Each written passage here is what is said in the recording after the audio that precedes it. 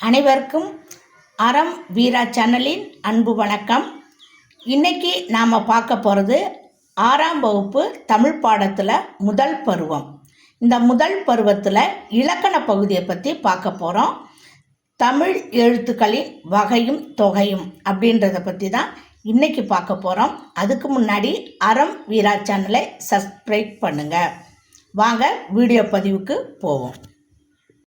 பாருங்கள், இயல் 1 கற்கண்டு இதில் தமிழ் எழுத்துக்களின் வகையும் தொகையும் பற்றி பார்க்க போகிறோம். இந்த இலக்கணத்தில் என்னத்தை பார்க்க போகிறோம்? தமிழ் மொழியின் இலக்கண வகைகள் என்ன, அது பேர் என்ன, அதை பற்றி பார்க்க போகிறோம். அடுத்து எழுத்துக்களை பற்றி, எழுத்துக்கள் எத்தனை வகைப்படும், அந்த எழுத்துக்கள் ஒவ்வொன்றும் என்னென்ன வகையில் இருக்குது, வகைக்கு எத்தனை எழுத்துக்கள் அப்படின்றத பற்றி இந்த பாடம் அமைந்துள்ளது. தமிழ் எழுத்துக்களின் வகையும் தொகையும் அதில் பார்த்தோன்னா முதல்ல இலக்கண வகை பார்க்குறோம்.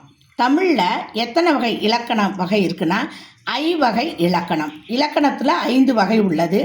என்னென்ன இலக்கணம்னு பார்த்தா எழுத்து இலக்கணம், சொல் இலக்கணம், பொருள் இலக்கணம், யாப்பு இலக்கணம், அணி இலக்கணம் அப்படின்னு 5 வகை இலக்கணம் தமிழில் இருக்குது.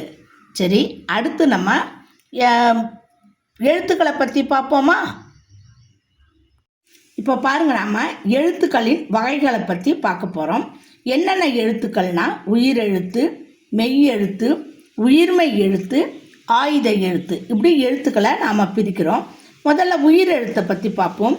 உயிரெழுத்துன்னு பார்த்தோன்னா குறில், நெடில் அப்படின்னு 2 வகையாக எழுத்துக்களை பிரிக்கிறோம். குறில்ல 5 எழுத்துக்கள் அ, இ, உ, ஏ, ஓ, இந்த 5 எழுத்துகளும் குறில்னு சொல்கிறோம். குறுகி ஒலிப்பதால் குறில் எழுத்துக்கள், இதற்கான மாத்திரை 1. அடுத்து பார்த்தோன்னா நீண்டு ஒலிப்பதால் நெடில். இதில் 7 எழுத்துக்கள் உள்ளன. ஆ, ஈ, ஊ, ஏ, ஐ, ஓ, ஔ, இப்படி நீண்டு ஒலிப்பதால் இதற்கான மாத்திரை 2. அடுத்து பாருங்கள், மெய்யெழுத்து. மெய்யெழுத்தை 3 வகையாக பிரிக்கிறோம். வல்லினம், மெல்லினம், இடையினம். வல்லினம் என்பது கொஞ்சம் ஒலிப்பதற்கு வன்மையாக இருப்பதால் வல்லினம், மென்மையாக இருப்பதால் மெல்லினம். இந்த வல்லினத்திற்கும் மெல்லினத்திற்கும் இடைப்பட்ட நிலையில் ஒலிப்பதால் இது இடையினம் எனப்படுகிறது. மெய்யெழுத்துக்கள் 18. வல்லினம் 6 எழுத்துக்கள், மெல்லினம் 6 எழுத்துக்கள், இடையினம் 6 எழுத்துக்கள். மெய்யெழுத்துக்களுக்கான ஒலிப்பு மாத்திரை அரை மாத்திரை.